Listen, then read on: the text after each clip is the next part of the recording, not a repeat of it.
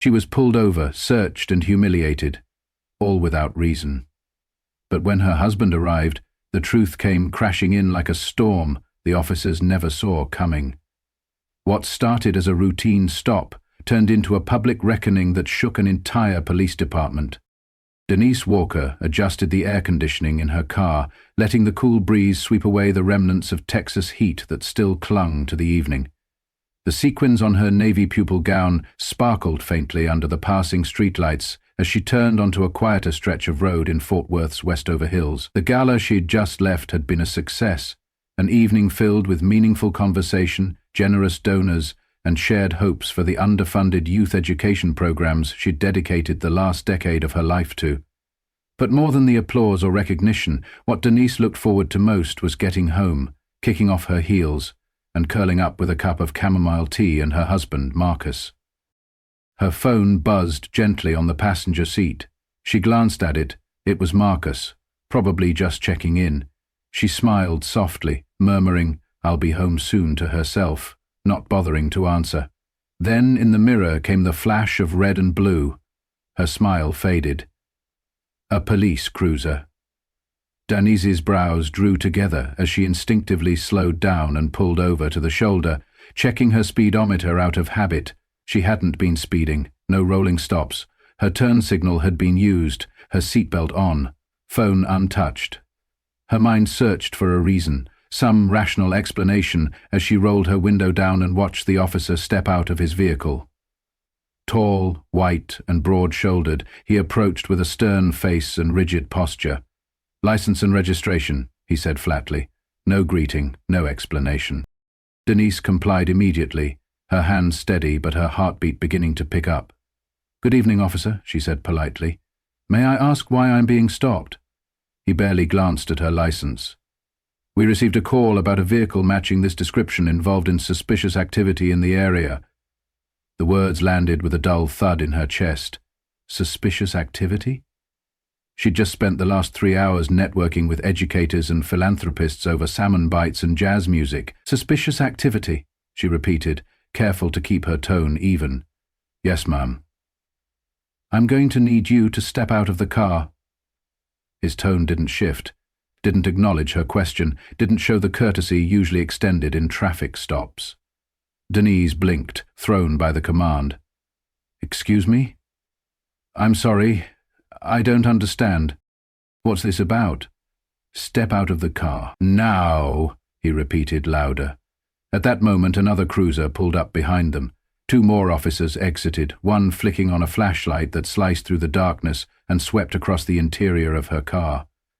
Denise felt her stomach tighten. The air felt heavier. She unbuckled her seatbelt slowly, keeping her hands visible just as Marcus had taught her during one of their many conversations about how to stay safe when dealing with law enforcement.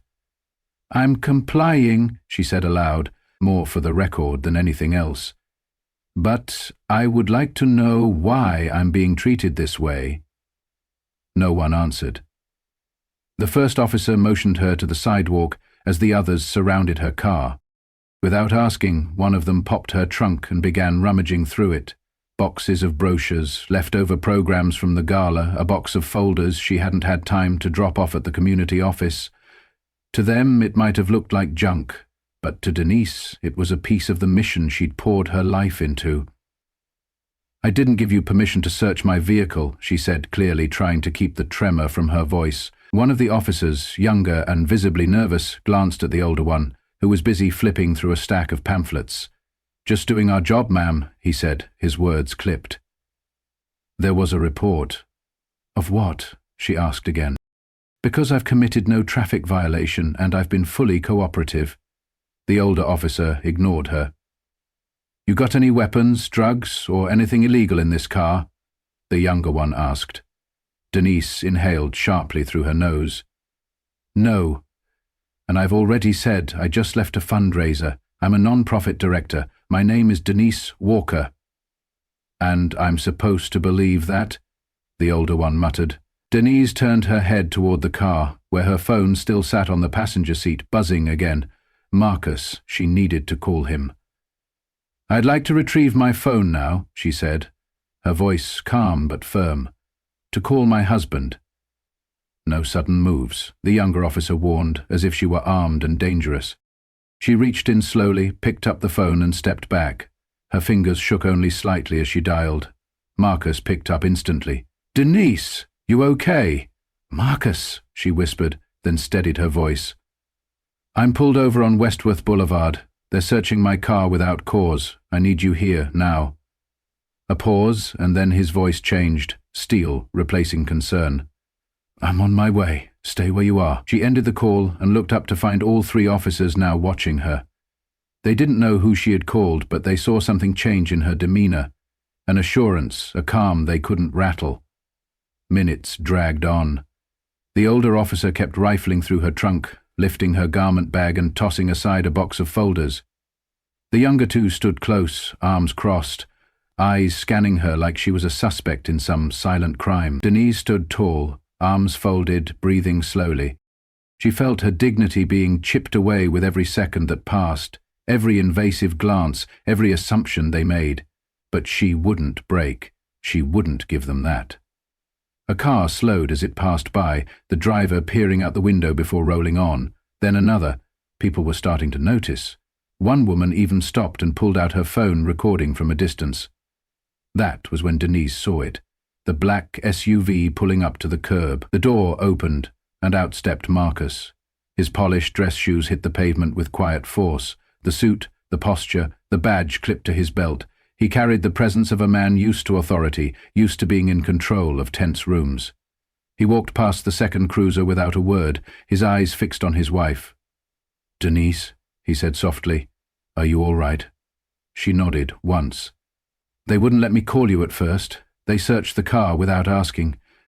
Treated me like—" She didn't finish. He turned to the officers, his jaw tight. "Good evening," he said, his voice measured but firm.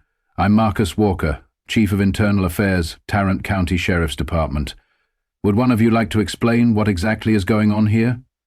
The air shifted. The officers exchanged glances. The older one straightened his posture, but avoided Marcus's eyes. "We were responding to a report of suspicious activity. The vehicle matched the description." "Suspicious activity?" Marcus echoed, his voice rising just slightly. "And that justified searching a woman's car without probable cause, denying her the right to make a phone call? Sir, we didn't know who she was." "And it shouldn't matter," Marcus snapped, stepping forward. "She's a citizen. She's entitled to the same rights and respect as anyone else. Her being my wife doesn't change the fact that you've overstepped." More cars slowed. A few pedestrians stopped. A young man across the street held up his phone, already recording. Denise stood quietly, her expression unreadable, her eyes locked on Marcus. "You're going to call your supervisor," Marcus said, "right now, and we're going to get to the bottom of this tonight, right here." The officers hesitated. But they reached for their radios, and as the tension pulsed in the still air of the Fort Worth evening, the weight of what had just happened settled like a shadow across the sidewalk. The crackle of a police radio broke the uneasy stillness just as Marcus Walker folded his arms, his stance unmoving on the edge of the curb. The flashing red and blue lights reflected off his polished shoes as he stood between his wife and the officers, his very presence now casting a different kind of tension across the scene. The officers had stopped shuffling, their postures stiff, their earlier confidence draining fast. They hadn't expected this. Not the man, not the badge clipped to his belt, not the calm but unshakable authority in his voice. Denise stood beside him, her eyes scanning their faces, watching them falter, not because they were being challenged by a title, but because they were being confronted by truth. The officer who'd first pulled her over, the one who'd opened her trunk like it was a drug stash and not a box of printed brochures, cleared his throat, but Marcus didn't need the silence explained. He'd seen it before, on the job, in internal reviews, in interview rooms filled with awkward half-answers and nervous justifications, but this time it was personal. He looked at the officer directly. "Let me be very clear," he said, voice low, unwavering. "You stopped my wife without probable cause. You searched her vehicle without consent. You denied her the right to make a phone call. You escalated a non-incident into a public humiliation of someone who had done absolutely nothing wrong. I want to know why." The officer's eyes dropped for a moment before he answered. "We had a bolo, be on the lookout, for a silver sedan, said it was connected to suspicious activity near the Ridgewood intersection. Her car matched the description." "Suspicious activity?" Marcus echoed. "What kind of activity?" "Just reports of someone lingering," the officer mumbled. "So you pulled over a well-dressed woman in evening attire, driving alone, and jumped to a search?" "Sir, we didn't know who she was," the younger officer cut in, his voice tight. "That shouldn't matter," Marcus snapped, pointing directly at him. "That's exactly the problem." A few more people had gathered now. 2 teenagers stood across the street with their phones up, quietly recording. A woman in yoga pants paused mid-jog and watched, earbuds out. The officers shifted uncomfortably as they realized the eyes weren't just on them. They were watching how they'd respond to being challenged. Denise didn't speak. She didn't have to. Her silence, dignified, resolute, spoke volumes. Her composure was the quiet force behind Marcus's words. "You've embarrassed her, demeaned her, violated her rights," he continued, now addressing all 3 officers. "And every second you delay owning up to this only makes it worse." The senior officer opened his mouth, but Marcus raised a hand. "Don't. Call your supervisor." "Now." The older officer hesitated. "Sir, with all due respect." "Now," Marcus said again, his voice like a gavel hitting wood. The officer turned toward his radio, pressing the mic and muttering, "Requesting supervisor on site, Westworth and Briarwood. Officer involved conflict, code 1062. The reply crackled back. "Lieutenant Sloan en route. ETA 4 minutes. Marcus stepped back beside Denise, his shoulders squared, eyes scanning the flashing lights, the silent officers, the crowd, the street. Denise finally spoke, her voice soft but firm. "I asked them, more than once, what I'd done wrong. I wasn't given an answer. I asked to make a call. I was told no. One of them went through my car like it was a crime scene, and all I could think was, what if I didn't know who to call? What if you weren't who you are?"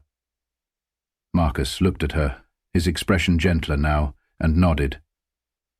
"But you did, and now they're going to answer for it." The low hum of another SUV drew their attention. A black and white unit pulled up fast but smooth.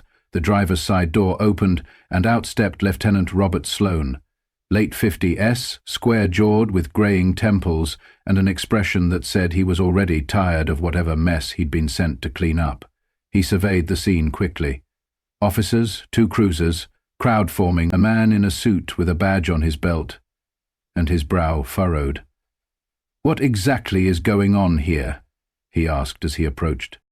Marcus met him halfway. "Lieutenant Sloan, Marcus Walker, Chief of Internal Affairs. This is my wife, Denise Walker. She was pulled over without cause, searched without consent, denied communication, and treated like a suspect for doing nothing but driving home from a community fundraiser." Sloan's eyes widened slightly. "Internal Affairs?" he repeated. "Yes. And I'm not here in any official capacity," Marcus replied. "But after the way these officers handled this stop, I might have to be." The lieutenant turned toward the senior officer on scene. "Officer Robbins, is this true?" Officer Robbins shifted uncomfortably. "We had a description match from dispatch, silver sedan. It was supposed to be connected to loitering near Ridgewood. Just doing due diligence, sir." "Did you have probable cause to search her vehicle?" "We believed—" "Did she give you permission?" Robbins swallowed. "No, sir." "Did she request to make a phone call?" "She did, and—" "We delayed it." Lieutenant Sloan's jaw clenched. "That's not protocol." "We weren't aware of her identity at the time," Robbins added quickly. Sloan turned to Marcus, already knowing what was coming. "That's the issue," Marcus said. "It shouldn't matter who she is. Whether she's the spouse of a department head or a nurse, a teacher, a high school student, these officers violated her rights, period."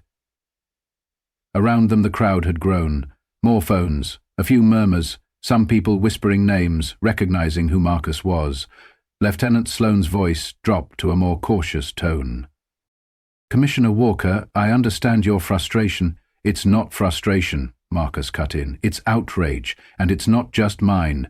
This could have gone another way. One raised voice, one misread gesture, and you'd be looking at a very different scene right now. Sloane glanced around, now realizing that every word was being captured on video. "We'll begin an internal review immediately," he said. "Officers involved will be placed on administrative leave pending investigation." "No," Marcus said firmly. "Not just that. There needs to be a statement, tonight, to this community, about what happened here, about why it was wrong. This isn't something you sweep under a rug in a quiet office." Sloane nodded reluctantly. "You'll have it." Denise stepped forward now, her voice steady. "People drive by, they see the lights, they assume guilt. That's what this uniform does. But I did everything right, and it didn't matter." Her words landed heavier than even Marcus's authority. The truth in them was undeniable. Sloane looked at her, then at Marcus, then back at his officers, who now looked like schoolboys being disciplined in front of an assembly. "Commissioner," he said finally, "we'll make this right. Start by apologizing to my wife," Marcus said. "Right now, in front of everyone here." Sloane turned to Officer Robbins, who looked like he wanted to sink into the asphalt. After a long, hollow pause, he stepped forward. "Ma'am, I apologize. We mishandled this situation." "Yes," Denise said softly, "you did." And the silence that followed wasn't awkward, it was loaded. With understanding, with reckoning, with the realization that this wasn't just a routine stop gone sideways. It was a moment being witnessed by dozens, maybe hundreds more once the videos hit social media, and it wasn't over, not even close.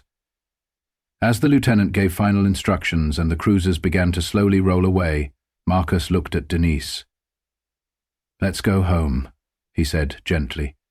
She nodded, slipping her hand into his, but she knew, and so did he, that home would be the start of the next chapter, not the end. They drove home in silence, the glow of passing streetlights painting shifting shadows across the dashboard. Marcus's hand rested lightly on Denise's knee, a small gesture of comfort in the quiet storm still settling around them. The flashing lights, the cold commands, the way she'd been made to feel like a suspect in her own skin, none of it had fully left her body yet. It clung to her like static electricity, invisible but constant. Denise stared out the window as Fort Worth rolled by, her reflection catching in the glass. Poised, composed, but behind her eyes something burned. As they pulled into their driveway, a neighbor across the street stood by their mailbox, phone in hand, not pretending not to watch. Marcus offered him a nod that went unanswered. The air had shifted. Word was already spreading. Inside the house, Denise slipped off her heels and walked straight to the kitchen, her steps deliberate.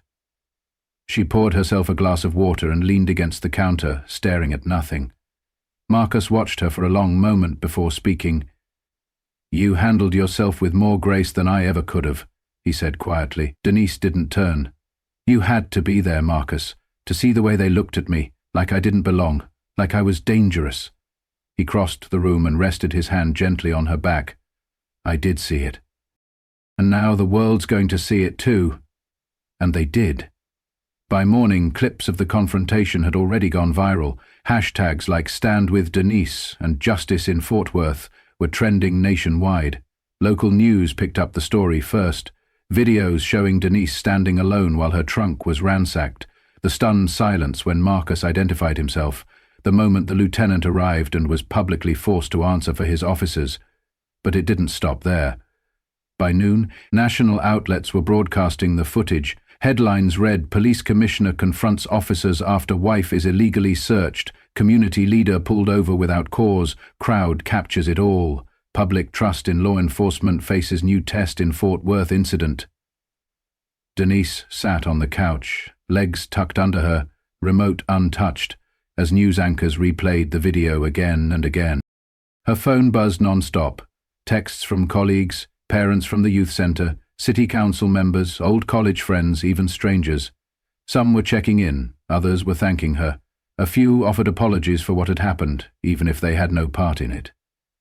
Marcus, dressed in a crisp shirt and slacks, stood near the dining table, reading a statement from his department's legal team. His brow was furrowed, but his voice was clear. "We're calling a press conference this afternoon. The mayor's office wants to stand with us publicly. They know this isn't going to die quietly." Denise nodded slowly. Good, it shouldn't. Hours later, the conference room at City Hall was packed. Cameras lined the back wall, journalists murmured into microphones, and city officials stood along the edges with tight expressions and folded arms. Marcus stepped to the podium, calm and collected, the badge on his belt catching the overhead lights. He didn't speak right away.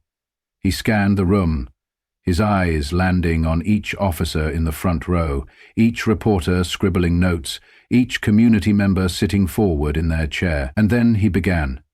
Last night, an incident occurred that no law enforcement leader ever wants to witness, especially not firsthand, and especially not involving someone they love. But what happened to my wife, Denise Walker, wasn't just a personal violation. It was a reflection of a broader issue, one we can no longer pretend doesn't exist. The room went silent.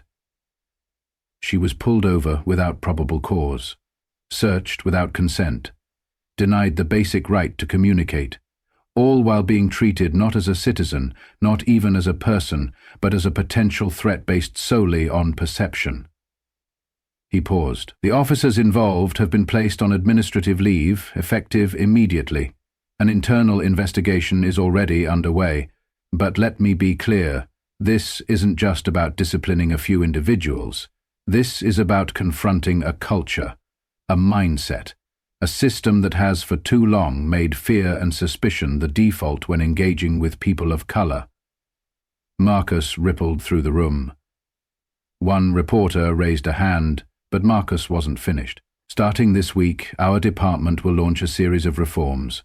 First, mandatory de-escalation and bias training for all active duty officers.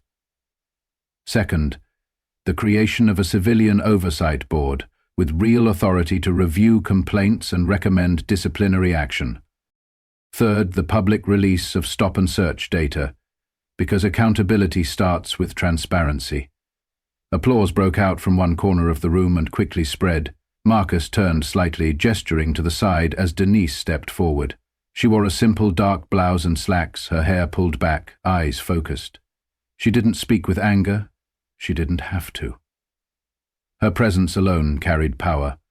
"I wasn't going to speak," she began softly, the microphone amplifying her voice across the room. "But then I realized this isn't about me. This is about every woman who gets stopped for looking out of place. Every person who does everything right and still ends up treated like a suspect. Every teenager who's afraid to drive at night because they know they might not make it home." The room was still. "I've been taught my whole life how to make other people comfortable, how to smile, how to keep my voice level, how to not be a threat. And none of that mattered last night, because to them, I wasn't a person. I was a profile, a risk, a problem to contain." She took a deep breath. "But I'm not angry. I'm awake, and I know I'm not alone.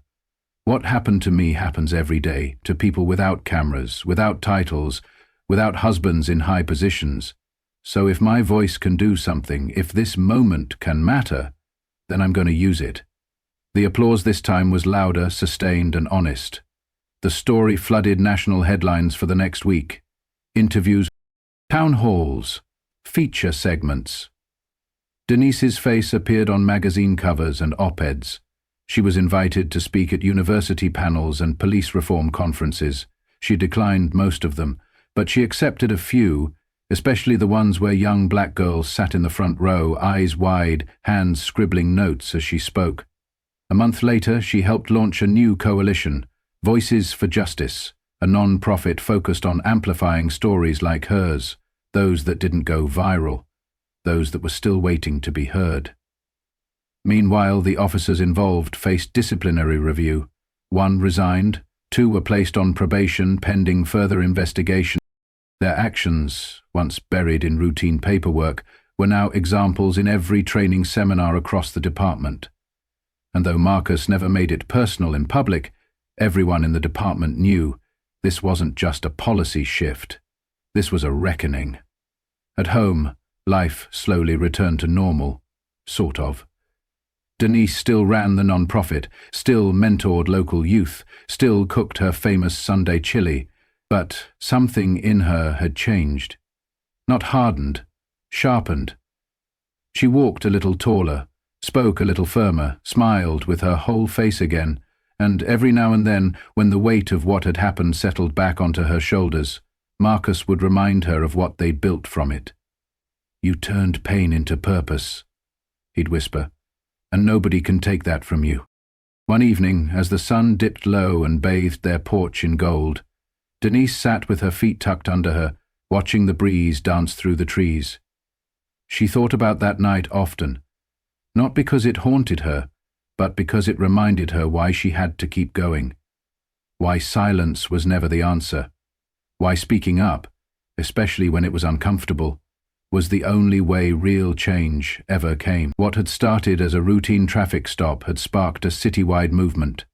What had begun in humiliation had ended in power, and what had tried to break her only made her louder. To anyone watching, her story was clear. Real reform doesn't start in closed rooms. It starts in moments of courage. And it grows when people decide that silence is no longer an option. As the author of this story, I want to pause and reflect on what this moment means. Not just for Denise Walker, not just for her husband Marcus, but for all of us. What happened to Denise wasn't unique. That's the heartbreaking truth. Every day, across America, men and women, particularly people of color, find themselves subjected to suspicion, intimidation, and mistreatment, not because of their actions, but because of who they are perceived to be. They comply, they speak calmly, they follow instructions, and yet, they're still treated like threats. But this story isn't just about injustice. It's about what happens when people refuse to let silence win. Denise chose to stand tall, even in the face of humiliation. Marcus used his voice and his position to demand accountability, not in a private office, but in the very streets where the harm occurred.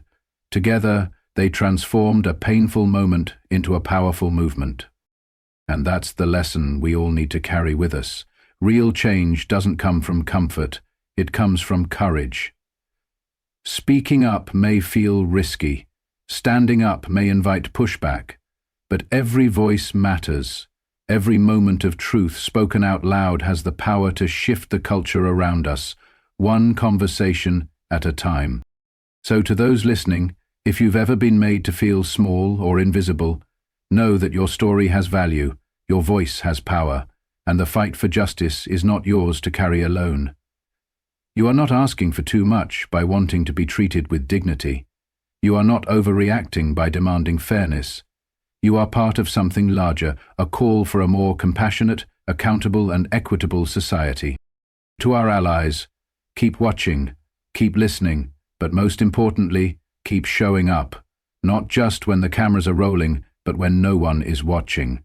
It's in those quiet moments, those everyday decisions, where real transformation begins. And finally, from all of us here at US Justice Story, thank you.